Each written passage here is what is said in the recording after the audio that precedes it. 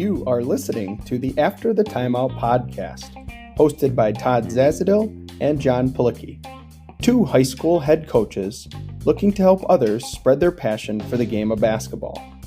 Tune in for episodes about anything basketball related, on the court, off the court, and anything in between.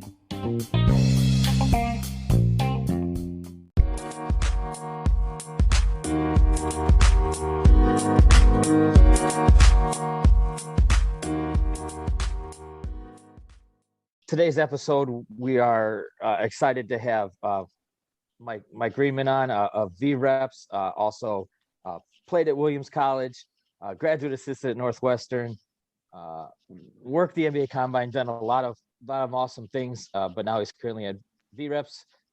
Coach, how you doing tonight? Thanks for joining us. Thank you for having me. Having a great night. I'm ready to get going. I'm really happy to be here. So, Coach, you obviously you've had many different roles in the game. You know, you obviously as a player, as a coach, kind of in the creation side now, as a grad assistant. So, kind of take us through just 60 seconds or so of your basketball journey from, grammar school, high school to college to, professional and beyond.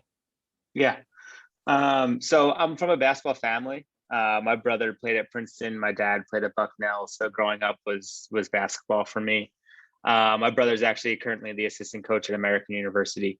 But then in high school, I went to a pretty sports dominant high school. It was a independent school, Catholic school, St. Augustine Prep in New Jersey. Won a state championship when I was there as a sophomore, and had a really great team and career there, which was awesome. Then I like you said, went to Williams College and went to 2 Final Fours, went to a national championship game, lost on a buzzer beater, started off 4 years. I was there 5 because I had a season-ending injury. Finished top 10 in assists when I was there and still am for the school history, and just had a really awesome career. I owe it all to my coaches, my teammates and stuff, but I really just enjoyed playing there, being there. Williams was just a great experience. And even before I got there, I played on the Maccabi USA basketball team, which is kind of like the Jewish Olympics is the best way I can describe it to people who may not know, and played for Team USA in the U18 division when I was going into college and won a gold medal. So that experience was really, really cool too. And then after college, I would have loved to play overseas, but I broke my foot, had that season-ending injury that was almost a career-ending injury. And then my senior year, I dislocated my other ankle, missed 10 games, came back and played in the last 4. But after that, it was just too much for me personally to try and come back and get into playing overseas. So I decided to get into coaching. And graduate assistant, I thought, was the perfect next step for me because it allowed me to kind of keep with the playing and being on the court and working guys out and helping out in that regard and playing with the guys, outside of practice, whatnot, and still being a player, but getting to see it from the other side where I'm in coaches meetings and, I'm cutting up film, I'm getting ready for scouts, doing everything like that. So as far as kind of the double-edged, hybrid of my way into coaching, it was awesome. And Northwestern was so much fun to be at. Coach, he gave us the humble version the first time we talked to him. He didn't mention the gold medal and all that other stuff. If I just say it all at one time, there's nothing more you got to keep giving a little bit of piece at a time. So, you keep something in your back pocket, right? Exactly. So at Williams, you're a 3-time captain. What do you think the reasons were that you were chosen as a captain, and what are just in general, what are the traits that make up a good captain of a team? Obviously, you guys were super successful, played at a very high level. So what are those things, maybe not just you, but you and your other teammates, because obviously there's a whole group of guys that are working together that made you guys good leaders and good successful captains? Yeah, for sure. I think that being a point guard leads a lot of people, when you're a point guard and you have to be the floor general or whatever you want to call it, a lot of that leads to a lot of characteristics out of a good captain, making sure everyone's in the right place, making sure everyone's doing what they're supposed to be doing on the court. And I think a lot of that was me. I was a point guard my whole entire life. I'm 5'8", and I've been small my whole life, so I've always been a point guard. And that's that. I've always had that role growing up. So I kind of learned a lot throughout middle school, high school, and in that area, and felt confident enough to be a 3-time cap. That with the experience that I've had, a couple of the main things as far as being a good captain is, one, being true to yourself. And I know that's like kind of cliche and unobvious, but I think a lot of people, once they get the term captain, they feel like, all right, now I have to be a captain. And instead it's like, no, you were chosen as captain. At least at Williams, the players pick who's going to be the captain. So I knew that all of my teammates chose me as captain and wanted me to be their captain. And they were choosing me, not what I would be if I was a captain, and that's something that some people doesn't really vibe well with them. If they're like, all right, now I have to be this because I was here, and now because I'm captain, I have to be something different. And that's not the case. You were chosen captain because of who you are. Just be who you are. And another thing is just being transparent. And I think those two go hand in hand. Like, if you're being yourself and you're being a captain, for instance, I was never a screamer or someone who's going to get in your face, grab your jersey and try to snap you out of it. I had other methods of trying to get players motivated or trying to get your teammates on the same page. And that's just because that's my personality. If I was to go out there and start yelling during practice, like, hey, we need to pick it up, we need to be better, no one would, obviously it's when it's necessary, you have to do it. But to do that all the time, just because you feel like, oh, I'm a captain, I should yell at these guys to like go harder, then they're not going to take you seriously. So finding whatever, role you fit in as far as a captain. You could be a captain who sits down and talks individually with each, player, and that's kind of how you get your message across. Or you're the captain who, you brings the energy and is that guy, and that's your personality, and that's what you're going to bring to the table. But just being transparent with who you are and being true to yourself, I think will allow your teammates to trust you. And then you're going to make mistakes, right? Like every captain, everyone makes mistakes no matter what you are. And as a captain, if you're making mistakes while being true to yourself and being transparent with everyone around you, they're going to understand that you had the team's best interest at heart, or your focus was trying to do good. Whereas if you're not doing those things and then you make mistakes, it's like, well, yeah, you were being someone else. You were not looking out for us. And that's when you start to lose, the chemistry, the camaraderie, that kind of stuff. So I know a little bit of cliche, but I think that they're really, really important. So you also mentioned you came from a basketball family. How do you think that helped you kind of take flight in that role as a leader and a captain? Obviously, having more experiences to lean on and things like that. But how do you think that helped you? Yeah, I mean, it helped me exponentially. I went to every single one of my brother's basketball games, even in college, as many as I could go to, and just having those conversations with my dad. He played at Bucknell under Jimmy V, and then he was a graduate assistant there for a couple of years, so he knew basketball as well as anyone. So being able to watch my brother's game with my dad in my ear, talking about what's happening and what's going on, and learning and growing up in that just it made me love the game, and it made me know as much as I know right now, and I couldn't be more thankful for that. But having those experiences, and just like as a 2-year-old up until now, like being able to bounce ideas off of someone who really knows what they're talking about, my brother, who's helped me as much as anyone get to where I'm at. It's been extremely helpful, and I've been able to see what works and what doesn't work. As my brother was at Princeton, he was a captain as well, and having to be able to have conversations with him while I was a captain, like, hey, what did you do in this situation? And being able to have that conversation helped me through a lot of things that some people may not have the guidance to get through, and they might have to do it on their own. Wait a minute, timeout. The lead was buried. He said dad played for Jim Valvano and then kept going. I know, another one, another nugget. That was really cool. That's awesome. I had to research. All of a sudden, I didn't even know Jim Valvano was at Bucknell. So I'm sure there's all kinds of stories about that too. I'm sure you get all kinds of great stories. Yeah, I there are great stories that I can't tell on my dad's behalf, but Yeah. the one thing that's cool is my dad still has the handwritten letter that he wrote him when he was recruiting him about That's going to really Bucknell, cool. which is really, really cool. That's amazing. So let's kind of get into, we've talked to so many coaches that are, Division 1, Division 2, Division 3, JUCO, high school, all these levels, but we have yet to talk to somebody that was a GA. So let's get into that GA role at Northwestern. Obviously for Todd and I, that's very local, but we were interested, take us through the typical day in the life of a GA. There's so many coaches out there that want to get their start in coaching, and many do as a GA. So kind of take us through that day. Yeah, for sure. It's a very busy day, very long day, but you learn a lot. So basically you wake up and you have to be the first one in the office, make sure that everything is together. So for game days or days leading up to a game, like say you have a scout or something, you might have to print out the scouting report. Say you're playing Iowa and they played Maryland the night before. You got to make sure the box scores are on the coach's desks that morning.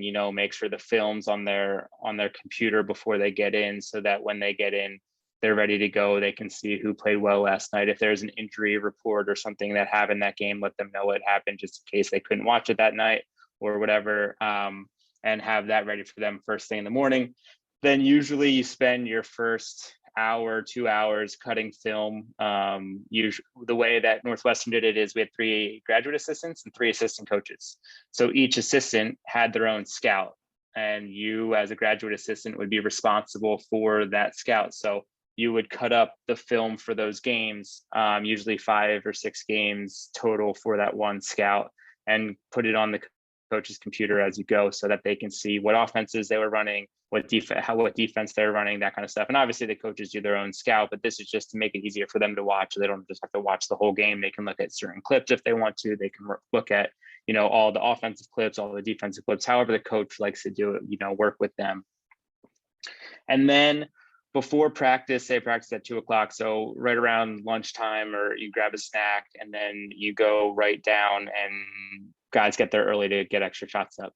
So you got to be there, 2 hours before practice. Usually players will text you, call you, and you walk down to the gym and just start rebounding, put them through workouts, help them with getting shots up, work on their game, that kind of stuff. Whatever they want to work on that day, is you're supposed to be there while the coaches meet to figure out what they're about to do in practice today, or recruiting or whatever. Like the coaches have a lot going on. So 2 hours before, you're out there helping.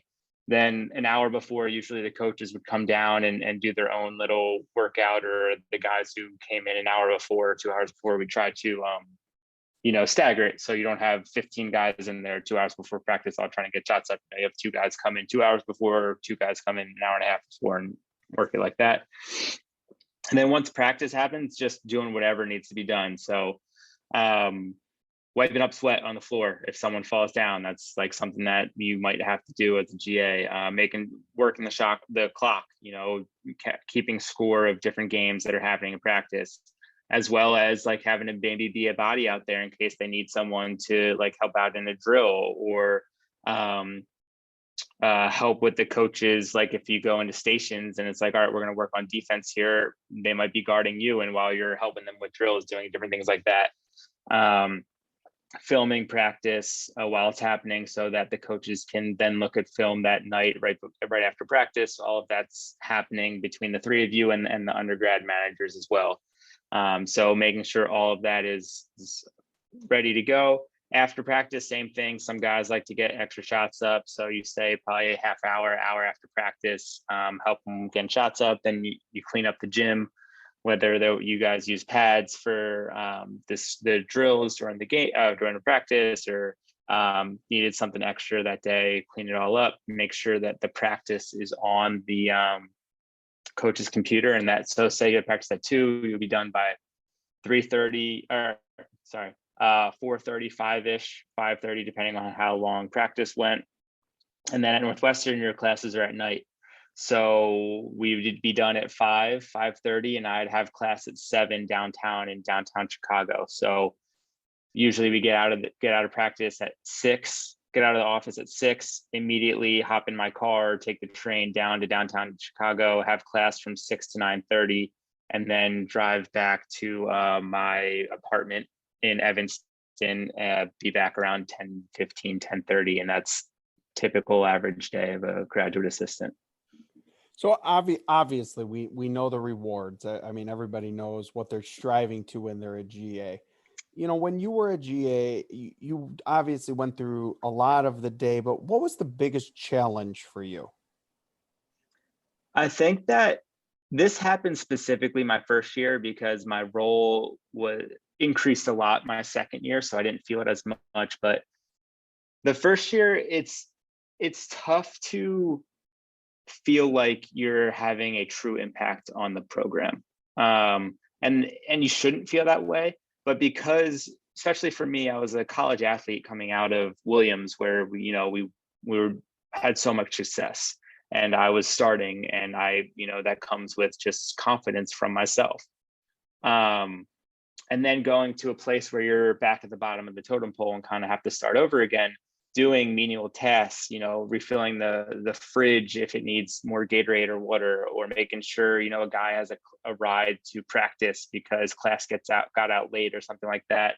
And just feeling like, how am I really helping? Like, all I'm doing is driving someone to practice, or all I'm doing is, hitting a guy with a pad when he shoots a layup, or I'm cutting up these games. I don't even know if the coaches are watching them. Those kind of thoughts creep through your mind for sure, because of how low you feel sometimes on the totem pole. But I think that a really cool benefit is the relationships you build with the assistant coaches. Like, if you do what you're supposed to do and you prove to them that basketball, and even if you don't, you want to learn, and you'll do anything to learn and get that, talk with them through things, you'll find out that you're helping the coaches and helping the program a lot more than you could ever think.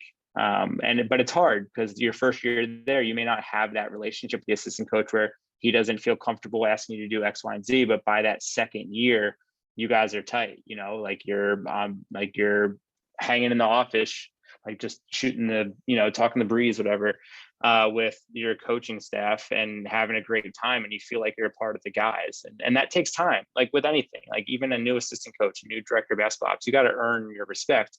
But the difference is, as a GA, you're not part of the staff necessarily. So you kind of feel that extra added weight of like, how am I really helping? So that would be something that I not struggled with, but something that crept in my mind a lot my first year. But once, kind of get around to knowing what was going on, felt a lot better about it. So the other thing in your answer that stood out to me was, and obviously you played too, but you didn't even get into all of it, but you're talking about guys are out there shooting 2 hours before practice, and then they're going to practice, and then they're shooting after practice. I don't think a lot of people realize that, at any level, right? Mm-hmm. We had Coach Redeker on the other day, a JUCO coach, and we were talking about the same thing, the difference in work. Can you take us through a little bit of that, maybe kind of what you did, and then some things that at Northwestern of a day, and I guess an athlete's life, right? You talked about the GA, but let's look at it, the athletes, because I know that a lot of high school guys don't kind of realize that jump that you have to take. Yeah, for sure. And that's something that I actually talk about with the guys a lot, or what I did talk about with the guys a lot at Northwestern, is I might have worked to answer your question, me at Williams, the difference between high level Division III and, low to mid major Division I is not that difference, but the freedom you have is very different, right? Like, if I'm a very good Division III basketball player, I don't have to work that hard in the spring, summer, and fall if I don't want to. Like, there's no mandatory workouts. I don't need to be with my coaches over the summer. I'll need to be with my coach in the fall. But a large portion of us do, but there's still a difference between the workouts I was able to put myself through, because either I had to work out with a teammate that wanted to, or just work out by myself, and having, call up a GA and have 2 guys come over and rebound for you whenever you want. Like, that's a huge difference in my mind, where, I worked out, I would wake up at 6 o'clock in the morning, get a ball handling workout in, then before practice, get shots up, after practice, get more shots up. And I did all of that as a player because that's the kind of effort I wanted to put into basketball. But at the Division III level, you don't have to. Like, there were teammates of mine, and I'm sure on any team, like, there's people who work really hard and people who don't work as hard. And that's totally fine. Just because you don't like that, like, don't want to work out as hard, doesn't mean that you're worse or better, but that's just the way things are. But at the Division I level, the difference is they have it in the spring, they have it in the summer, they have it in the fall. It's nonstop, like 24/7, 365 for the most part. And you have just unlimited resources.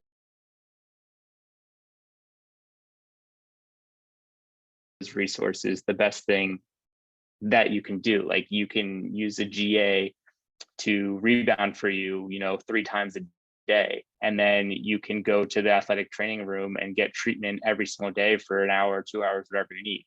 Then you can go to assistant coach and watch film with them and learn more about the game. Then you can, and there's all these different avenues to become a better basketball player, and with so many different resources that at the Division III level you don't have. Like, the complaints you'll hear at a high level Division I school from players about complaining about, oh, I can't believe we have to do this, can't believe we have to do this. I was like, guys, at Division III level, I went to the Final Four and I had to do 10 times more of that by myself without anyone helping me out with it, because that's just the way, the difference between Division III and Division I. All right, so perfect progression. Now let's talk about NBA, right? You said you worked the NBA Combine. You obviously saw elite level, like top of their profession, even guys who are on the fringes, right? They're the best basketball players in the world.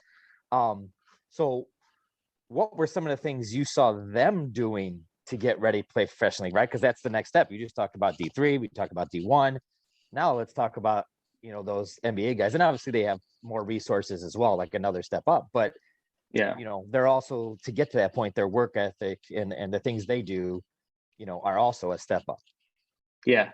I think that a major thing that about NBA professional athletes in general is efficiency. And I don't mean like shooting efficiency, but just like efficiency in what they're doing. I worked the NBA draft combine, and I was able to be down in the NBA bubble as well for the playoffs last year. And the main difference that I saw is that, like, to an extent, getting your reps in, I should say, will obviously make you a much better basketball player, like getting more shots up, doing all that. But there is a point where it's like, all right, I need to take a deep breath. I just got up 1,000 shots in, a half an hour. I'm not going to just keep going for 3 hours and shoot for 3,000 shots. And I think that that's where in the NBA, the efficiency at what they do, when they know what their body can handle, they have people telling them exactly what their body can handle.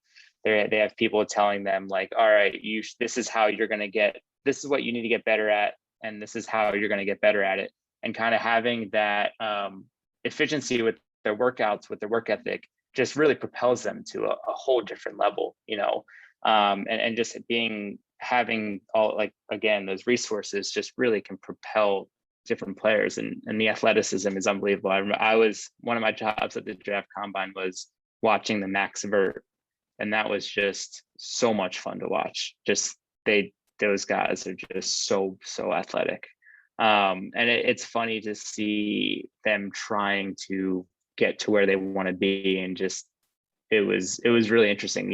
Like anything, some guys are joking around about it and having a good time, and some guys are not talking to anyone and being really serious. But I think taking it to that next level is the efficiency part, just like making sure you're getting the most out of the time that you do have on the court, and really growing your game with the amount of time that makes sense for you.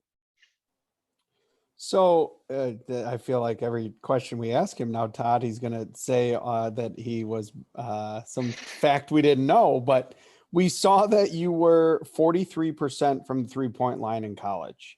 And obviously, the easy answer is just what makes a great shooter: repetition, mechanics, all those things. But take us through the process of what you think makes a good shooter in a game besides just repetition.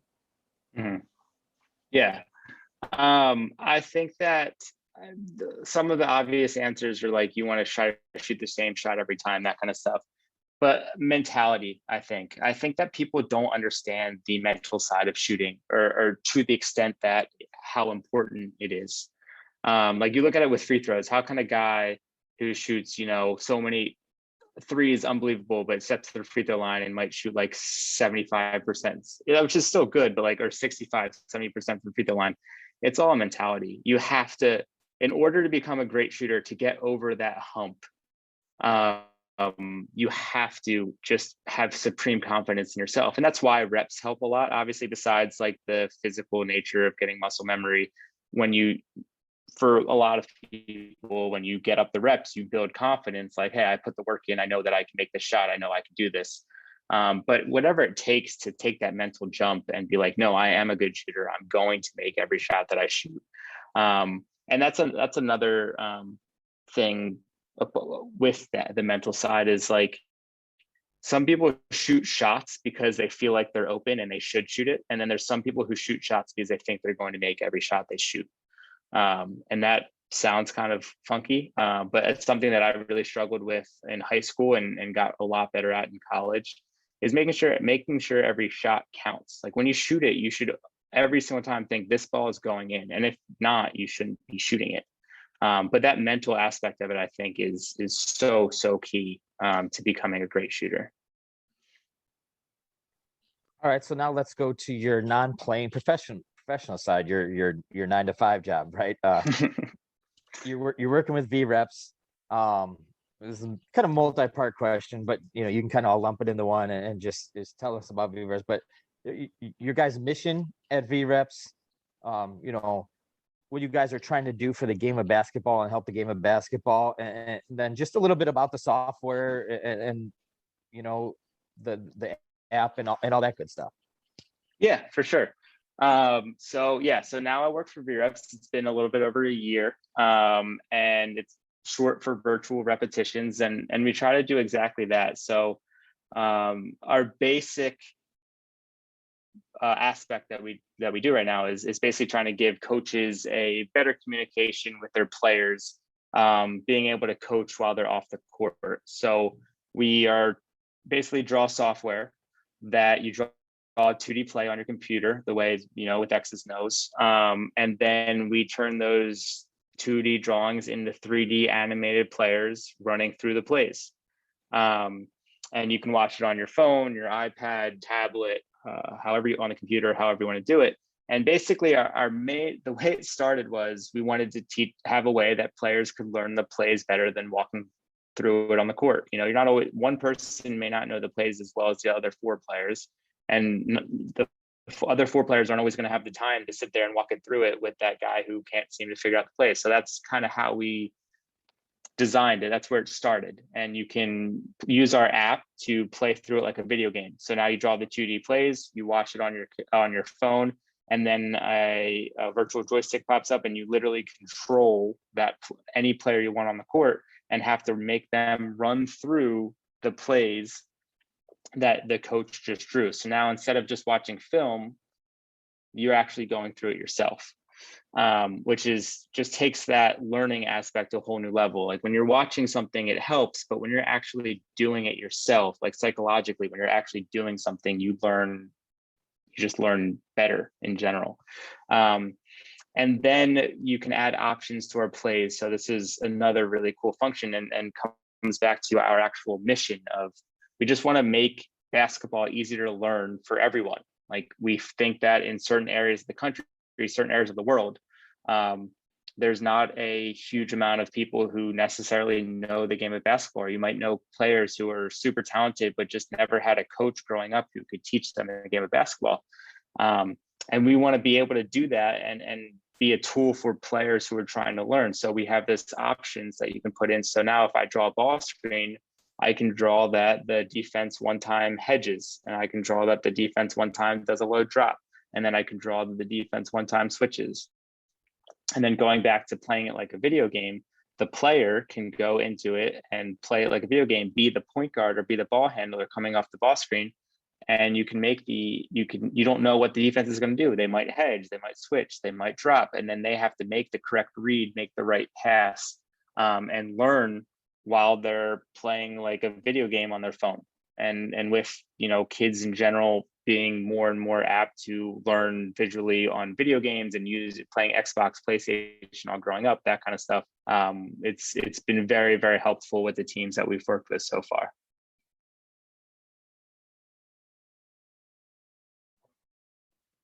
All right. So I guess what is the benefit then for how can coaches in their everyday practices and things like that incorporated, right? We have the technology.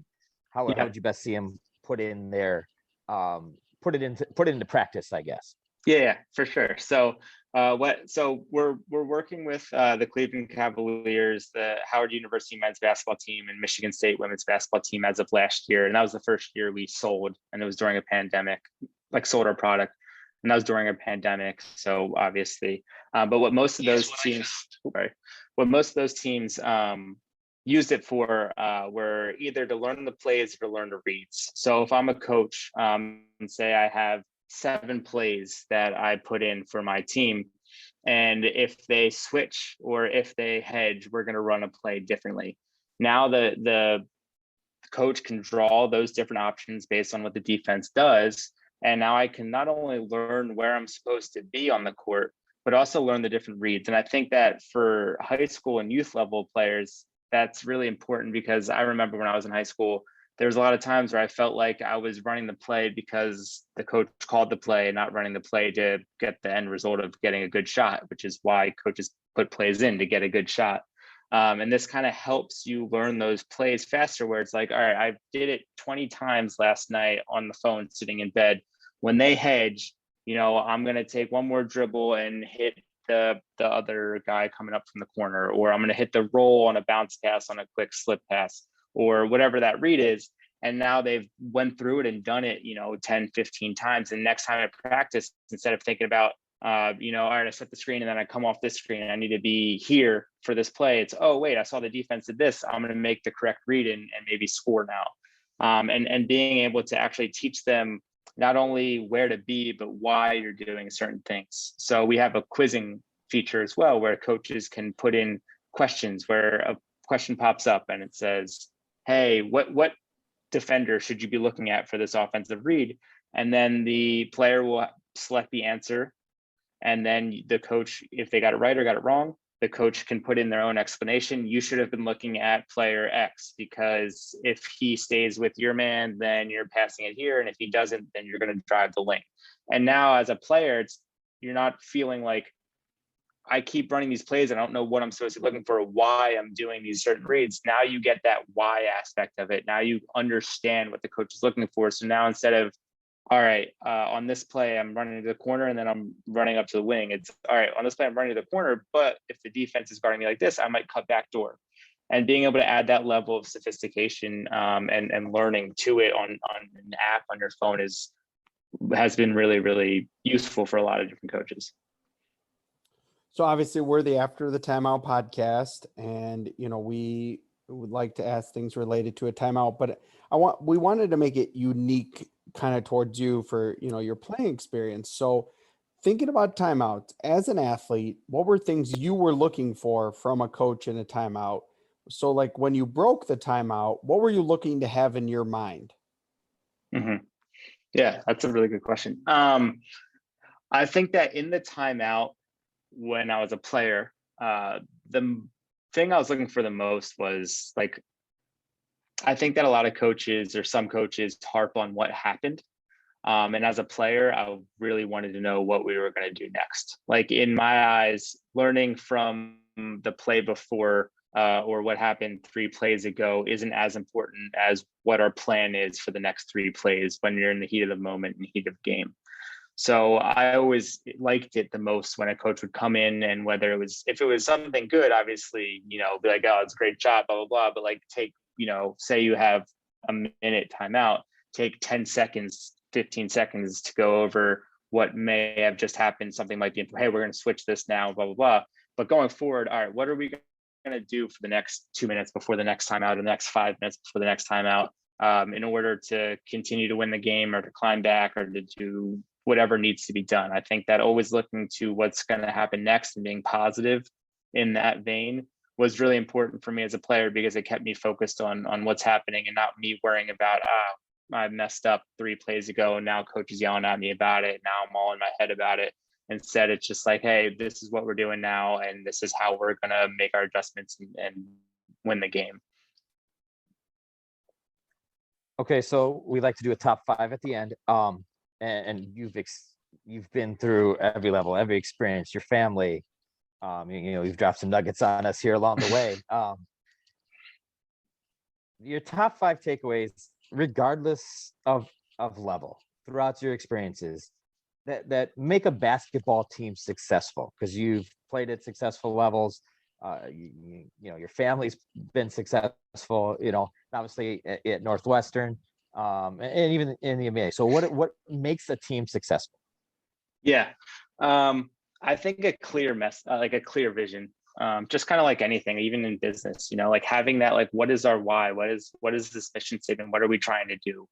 And I think that goes for just a general statement of like, we want to play hard and, have like just play hard and really focus on defense. Like, I think that having that, I'm missing the word here, but like something you can hang your hat on as a team, and knowing exactly what that is really helpful, because that helps keep everyone on the same page. Like, you see it with a lot of different teams, like the Miami Heat, for instance. Like, every single time they step on the floor, they're going to play really, really hard. They're going to play together, and they're going to, they have that, like the Miami Heat, every time they're walking in, exactly what's going to happen. And them having that combined goal and that vision helps you stay in line, like helps who you are, helps you become what they have become.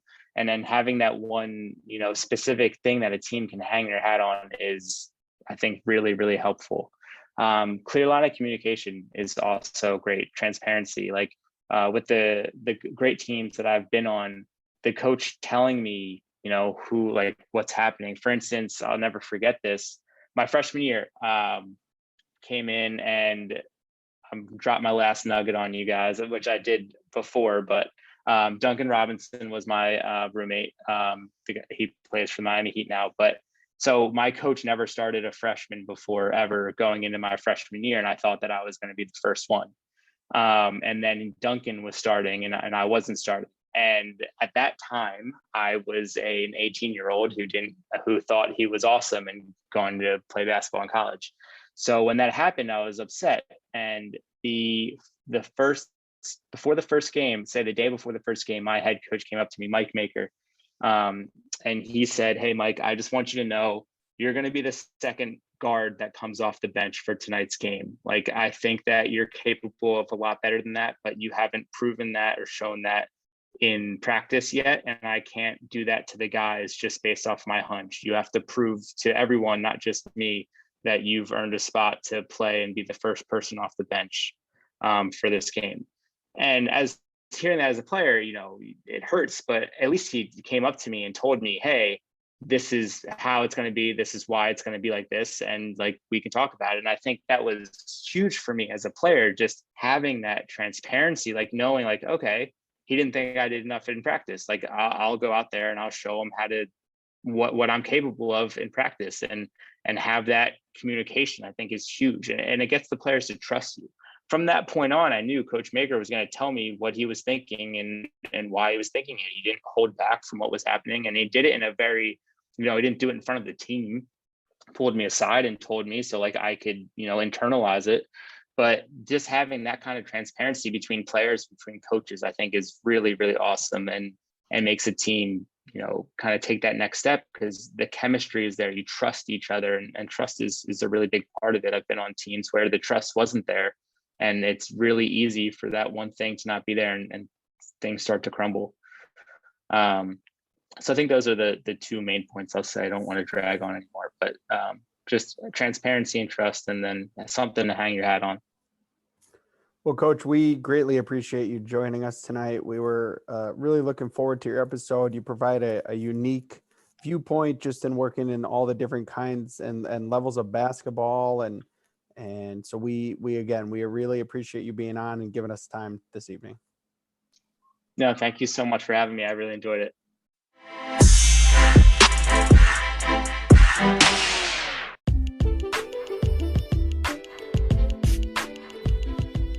Thank you for listening to today's episode of the After the Timeout podcast. For more information and upcoming episodes, follow us on Twitter at After the Timeout, or subscribe to our podcast for upcoming episodes. For show inquiries, you can email us at afterthetimeout@gmail.com. You can find all of our episodes on Anchor, Spotify, Breaker, Radio Public, Pocket Cast, Google Podcast, and Apple Podcast by searching After the Timeout. Thank you for listening. Tune in next time for more basketball content on the court, off the court, and everything in between.